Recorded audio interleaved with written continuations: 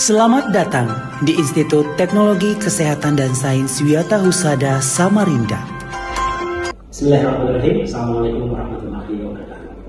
Perkenalkan, saya Lauri Marsudi, SSTMKes, dosen program studi sarjana penerapan teknologi laboratorium medis, Institut Teknologi Kesehatan dan Sains Wiyata Husada Samarinda. Saat ini, saya dalam proses mengikuti sertifikasi dosen nomor 1 yang diselenggarakan Kementerian Pendidikan Tinggi, Sains dan Teknologi tahun 2025. Saya akan melakukan penyusunan dokumen pernyataan dari dosen dalam unit kerja di Dharma Perguruan Tinggi atau disebut dengan PDD UKPTT. Pada kesempatan ini, saya akan memaparkan salah satu mata kuliah yang saya ampuh pada semester 6 tahun akademik 2024-2025, yaitu mata kuliah hematologi rutin dan lengkap. Mata kuliah ini merupakan bagian dari turunan mata kuliah kompetensi hematologi. Mata kuliah ini ditujukan kepada mahasiswa semester 2 pada program studi sarjana penerapan teknologi laboratorium medis dengan kode mata kuliah WHS.TLM 4.216 dengan bobot mata kuliah 3 SKS, 1 SKS teori, 2 SKS praktek dengan jumlah dan jam pertemuan tatap muka yaitu 7 kali 2 kali 1 kali 50 menit untuk teori dan 14 kali 1 kali 2 kali 170 menit untuk praktek. Adapun deskripsi mata kuliah ini, di mana mata kuliah hematologi tidak lengkap mengikuti kajian teori tentang konsep dasar hematologi, aplikasi atau penerapan pemeriksaan hematologi tidak lengkap di laboratorium medis, dan kajian praktek tentang pemeriksaan hematologi rutin dan lengkap menggunakan instrumen manual dan hematologi analisa.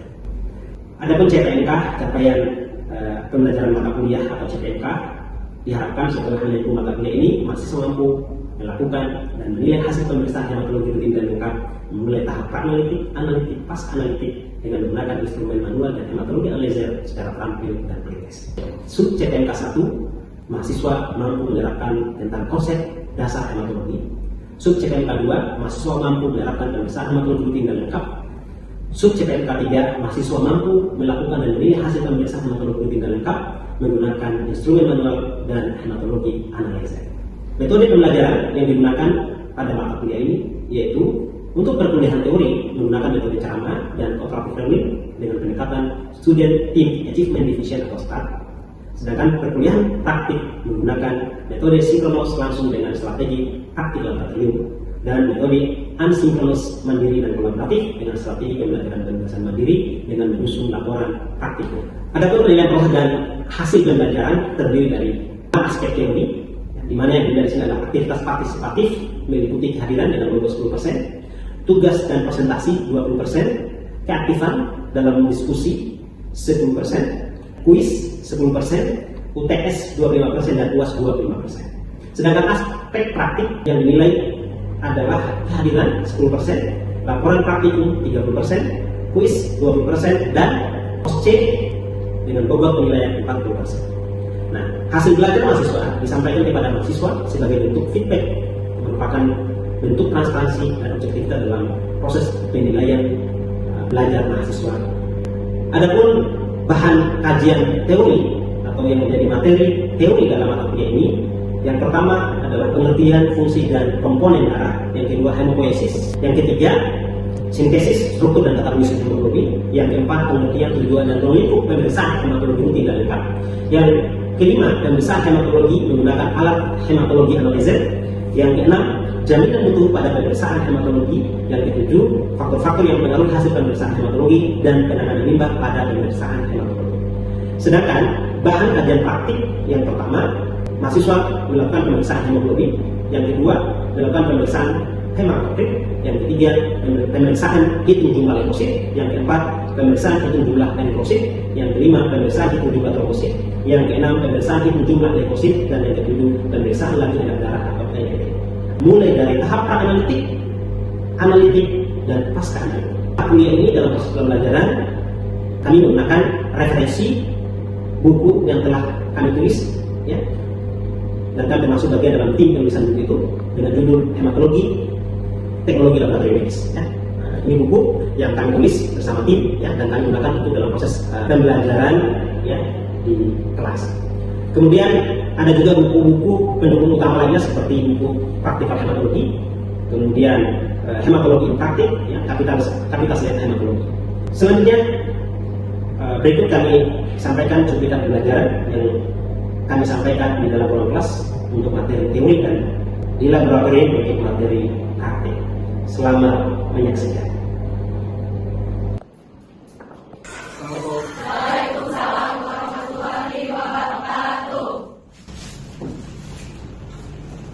Apa kabar semua? Baik, alhamdulillah. Terima kasih. Pada hari ini kita akan melanjutkan kuliah kita di mata kuliah teknologi rutin dan lengkap. Dan sebelum kita mulai pembelajaran kita pada hari ini, mari kita berdoa menurut agama dan kita masing-masing berdoa di bersama. Sebelum kita lanjut materi pertemuan pada hari ini, kita ingin kasihkan dulu materi yang telah kita pelajari sebelumnya dengan sebelumnya sebagai bentuk sharing positifnya kepada kita semua pengalaman yang telah kita dapatkan dalam mengikuti proses pembelajaran. Ya, ini kegiatan rutin yang harus selalu kita biasakan. Baik, teman-teman, materi baru apa?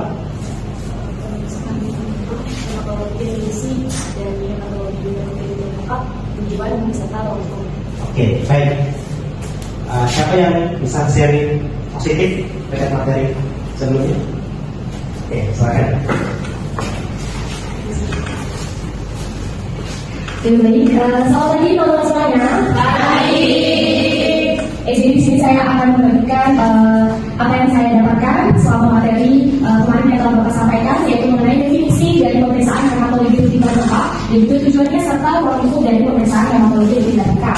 Jadi untuk tahap dari definisi pemeriksaan hematologi rutin dan lengkap adalah suatu serangkaian tes yang digunakan untuk mengevaluasi dan menganalisis suatu sel-sel komponen darah, sel darah yang sehat maupun saat ia sedang patologis. Dan biasanya untuk pemeriksaan hematologi rutin dan lengkap ini ada nama lain, yaitu adalah complete blood count atau CBC yang biasa dikenal. Dan ada tujuan dari pemeriksaan hematologi rutin dan lengkap. Yang pertama, kita bisa menegakkan diagnosis dari dokter. Lalu yang kedua, kita bisa Terima kasih. Angkat tangannya.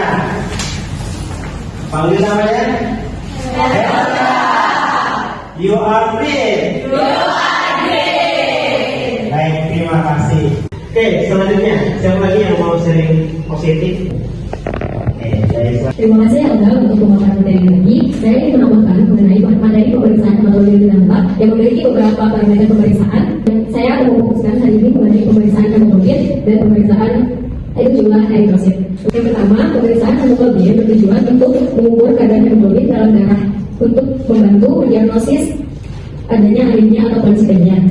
Pemeriksaan hemoglobin biasanya dapat dilakukan dengan dua metode manual seperti metode Sahli dan metode HCN atau siaran hemoglobin. Untuk prinsip pemeriksaan hemoglobin menggunakan metode Sahli itu asam lemak HCl dimasukkan ke dalam tabung pengencer, lalu ditambah darah hingga hemoglobin berubah menjadi amatin asam. Lalu OHS ditambahkan hingga warnanya berubah menjadi standar Sahli untuk menentukan kadar hemoglobin. Yang kedua ada metode HCN atau siaran hemoglobin. Dalam prinsip pemeriksaannya yaitu hemoglobin dalam darah akan dioksidasi menjadi kalium hexsianida menjadi hemoglobin oleh kalium hexsianida menjadi hemoglobin, dan selanjutnya kalium sianida akan berubah lebih lanjut menjadi hemoglobin sianida atau siaran hemoglobin yang dapat diukur dalam fotometer pada panjang gelombang 540 nanometer.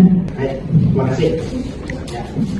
Baik, terima kasih kepada seluruh Rifa. Oke, baik Rifa, anda tangannya. Rifa. Baik, tadi ada yang deteksi ya terkait dengan pemeriksaan kadar hemoglobin. Jadi masalah hemoglobin itu adalah metode yang rutin yang masih dipakai ya.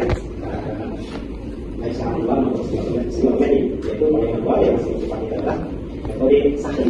Dan metode Sahli ini menggunakan lakukan HCl 0,1 N, ya, di mana HCl 0,1 N dicampur dengan darah yang kadarnya bentuk asam hematin dan berwarna coklat, ya. Dan nanti warna ini akan dibandingkan dengan standar Sahli, ya. Nah, kalau misalnya belum sama warnanya, maka ditambahkan dengan aqueous dan sampai warna sampai itu sama dengan warna standar Sahli. Kemudian dibaca ada hemoglobinnya, ya, dengan melihat minus bawah, ya. Oke, itu satu. Yang kedua yang kita tadi adalah metode pemeriksaan kadar hemoglobin menggunakan metode HICM, hemoglobin sianida, ya, siamet hemoglobin. Jadi metode ini menggunakan zat K, ya, menggunakan zat K. Nah, dimana ketika darah dimasukkan ke dalam zat K, maka ya eritrosit analisis. Jadi eritrosit menggunakan kadar hemoglobin, ya.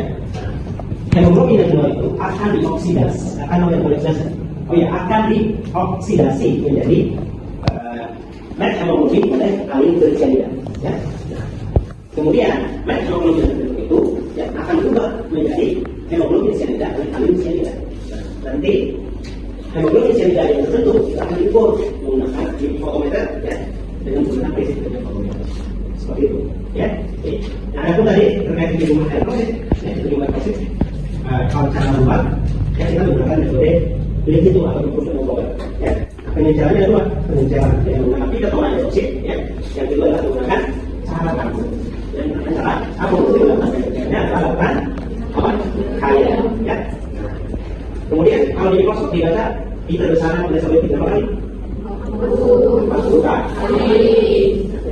Kali dan sebagainya 10 kali. Kemudian begitu kotak yang itu berapa kotak? 5 kotak. Berapa? 5 kotak. Kotak mana itu?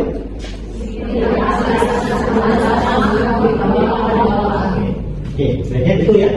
Ini harus dipahami ya dari kata kita sebelumnya. Oke, baik. Nah, hari ini kita akan lanjutkan materi kita, ya, yaitu terkait pertemuan kelima, ya. Hari ini pertemuan kelima, yaitu pemeriksaan hematologi menggunakan hematologi analyzer. Ya, nah, teman-teman harus pahami, ya, kenapa kita perlu belajar ini, belajar tentang pemeriksaan hematologi menggunakan hematologi analyzer. Yang pertama, kita tahu hematologi analyzer apa, ya.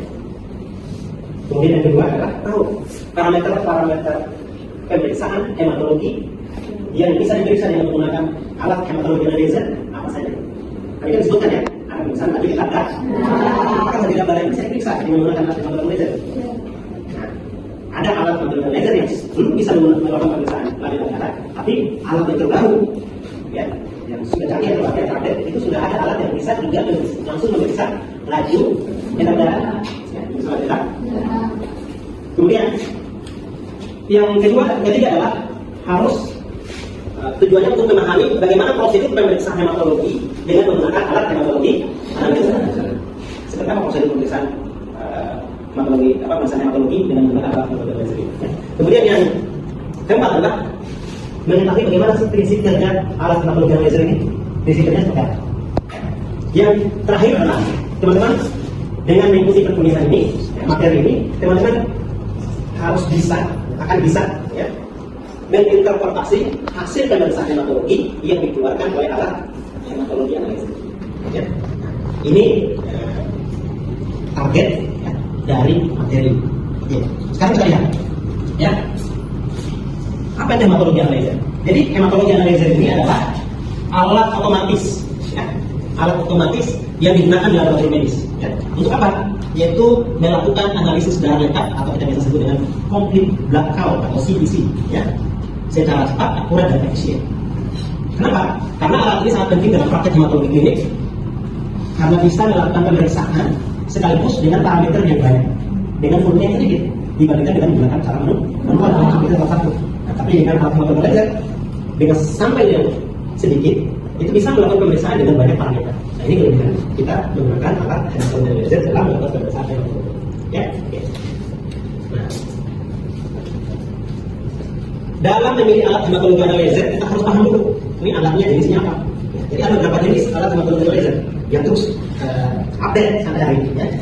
Bapak ada seri, ya, kalau tidak sini ada 3 jenisnya. Teman-teman harus paham. Nah, ada alat hematologi analyzer yang memeriksa 3 jenis leukosit, ya, 3 jenis leukosit. Jadi alat ini bisa melakukan pemeriksaan itu RBC, ya, red blood cell atau eritrosit, ya. Bisa memeriksa WBC, ya, white blood cell, ya, untuk hitung jumlah leukosit, ya. Kemudian bisa memeriksa platelet, Hb, dan indeks eritrosit. Nah, tambahannya karena dia hanya bisa memeriksa 3 jenis leukosit, nah, Ada beberapa alat yang memeriksa granulosit, limfosit, dan monosit. Ya, tapi juga ada beberapa alat yang memeriksa limfosit, ya, mix dan granulosit. Mix di sini adalah basofil, eosinofil, dan monosit. Ya, atau limfosit, mix atau middle, dan granulosit. Ya. Nah, yang kedua adalah alat hematologi analyzer yang bisa memeriksa 5 jenis limfosit sekaligus. Ya. Nah, alat ini tentu lebih akurat, ya, dan umumnya menggunakan metode flow cytometry untuk menghitung jenis sel, jenis limfosit, menggunakan metode flow cytometry. Tapi kalau alat 3D, ya, alat metode laser 3D itu melakukan pemeriksaan sel darah itu menggunakan metode electrical imbalance. Jadi melakukan pemeriksaan berdasarkan ukuran selnya, ya. Nah, jadi masih sederhana, ya, dibandingkan dengan alat metode laser yang bisa memeriksa 5 jenis limfosit. Ya. Kemudian, nah, jenis limfosit yang bisa apa? Mulai dari basofil, eosinofil, neutrofil, monosit, limfosit. Ya. Kemudian ada juga alat yang bisa memeriksa 6 jenis, ya. 6 jenis limfosit. 6 jenis itu tambahannya adalah sel belas, baik itu sel belas limfosit maupun sel belas eritrosit ataupun trombosit, ya, yang bisa diperiksa. Ya. Jadi itu kelebihannya kalau kita menggunakan alat yang 6D, ya. Jadi lebih bisa tambahannya tadi bisa membaca sel yang dimaksud, ya, bisa membaca sel yang dimaksud. Ya. Jadi jenis-jenis hematologi. Yang berikutnya, apa yang bisa parameter apa yang bisa diperiksa dengan menggunakan alat hematologi laser? Ya. Yang pertama adalah WBC, ya, white blood cell atau limfosit. Yang kedua RBC, red blood cell, untuk itu juga eritrosit. Oke.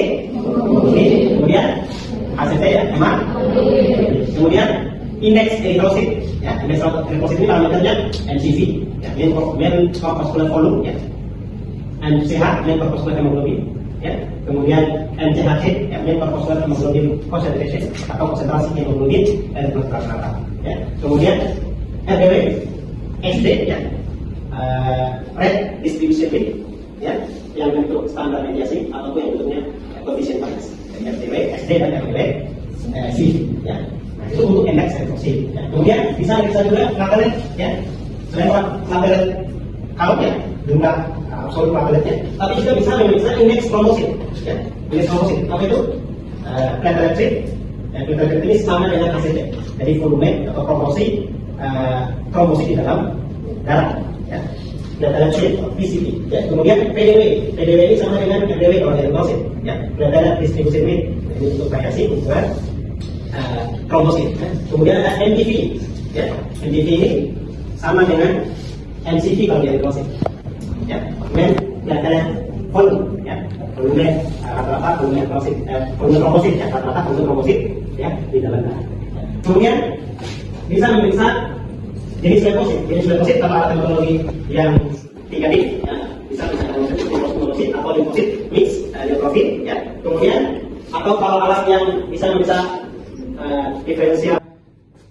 Ada yang mau bertanya? Oke, silakan. Berdiri di tempat aja.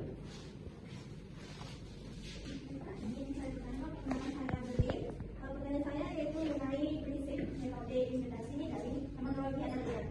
Pertanyaan saya yaitu bagaimana prinsip kerja dan metode instrumentasi pada hematologi analyzer digunakan untuk menghitung sel darah. Oke, baik. Pertanyaannya menarik, ya. Bagaimana sih prinsip kerja hematologi analyzer, menggunakan metode apa, dan bagaimana prinsip kerjanya jika menghitung jumlah eritrosit? Ada yang bisa jawab kira-kira? Siapa? Oke, silakan. Berdiri. Pertama, saya sama dan di sini saya menjawab pertanyaan dari apa itu prinsip dari hematologi analyzer. Prinsip nomor yang saya ketahui pertama itu hematologi analyzer itu dia memiliki 12 parameter yang saya ketahui. Yang pertama itu ada RBC, itu limfosit. RBC itu eritrosit. Kemudian ada WBC itu limfosit. Kemudian ada hemoglobin. PRK atau platelet itu trombosit. Kemudian ada hematokrit, NGV, NCH, NCHC, RDW, SD dan RDW TV yang telah menjelaskan pada PPT Bapak tadi. Kemudian ada MPV dan deep count yang tadi. Prinsipnya itu sel darah digalakkan melalui apertur atau lubang kecil yang terisi cairan konduktif. Cairan tersebut berada di antara dua elektroda. sel yang telah lewat apertur akan menghambat arus listrik. Mengapa? Karena sel tidak menghantarkan listrik. Kemudian sel tersebut menghasilkan pulsa atau sinyal listrik kecil ketika melewati apertur. Bagaimana dari? Baik. Terima kasih. Semuanya Risma ya. Jadi isinya tadi ya, sel dan proses itu nanti dijawabkan melalui apertur ya, untuk kecil ya.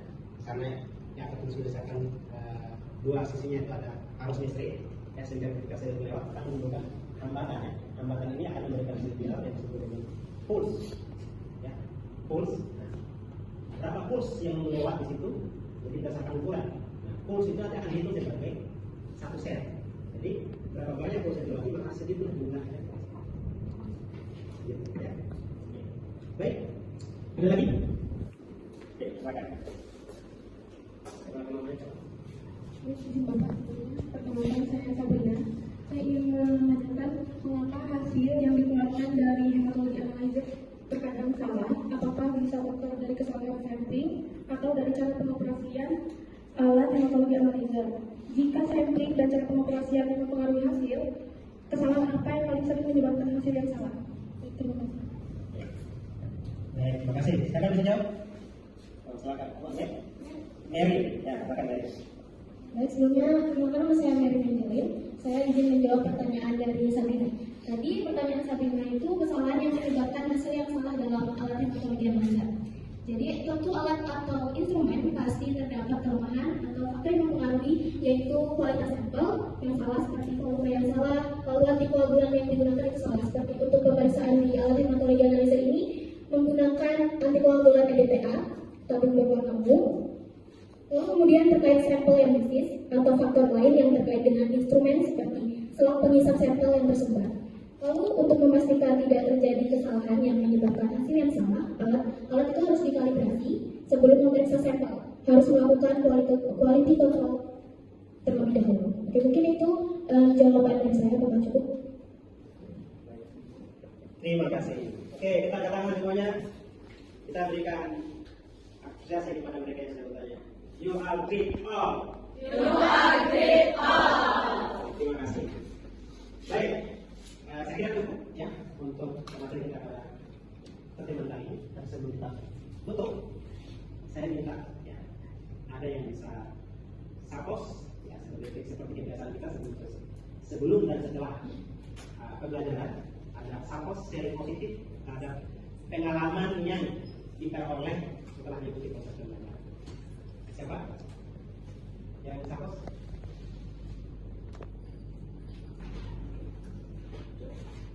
Siapa? Oh, ayo dulu.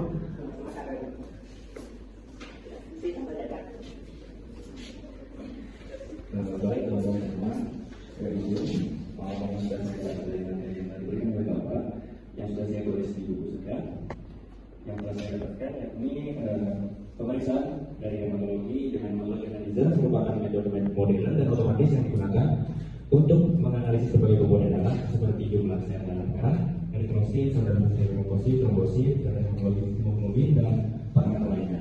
Teknologi ini memungkinkan proses pemeriksaan menjadi lebih cepat, akurat, dan efisien dibandingkan metode manual.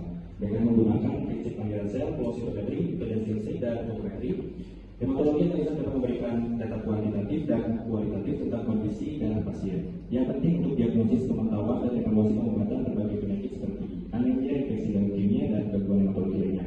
Secara keseluruhan, pemanfaatan hematologi analisa sangat menunjang praktek laboratorium klinik modern karena meningkatkan kecepatan, konsistensi, dan keandalan hasil pemeriksaan, sekaligus mengurangi kemungkinan kesalahan manusia dalam analisis data hematologi. Mungkin itu saja yang saya dapatkan dari materi Bapak. Terima kasih. Baik, terima kasih. Kita berikan apresiasi. Apa namanya?